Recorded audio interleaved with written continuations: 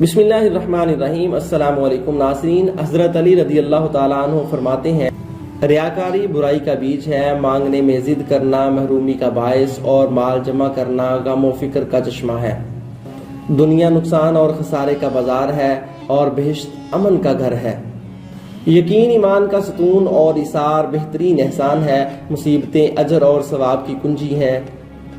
دنیا شر اور برائی کی کھیتی اور تدبیر فکر کا فائدہ ہے۔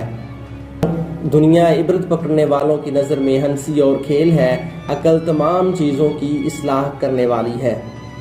آنکھیں دلوں کی دیدبان اور سفیر ہیں، جھگڑا تمام برائیوں کا گھر ہے۔ سینہ بدن کا محافظ اور رقیب اور علم صالح مومن کی نشانی ہے۔ دنیا مصیبتوں کا گھر ہے، تقدیر پر راضی رہنے سے غم دور ہو جاتے ہیں۔ صبر و یقین کا ثمر اور زاہد دین کا پھل ہے۔ غلام جب تک قناعت اختیار کرے اصیل ہے، اور اصیل جب تک لالچ میں رہے غلام ہے۔ غرور جہالت کا سردار ہے، تواضع بزرگی کا سرنامہ ہے۔ عاجزی اپنے آپ کو ضائع کرنے کا باعث اور جنت المطی اور تابعدار بندوں کا بدلہ ہے۔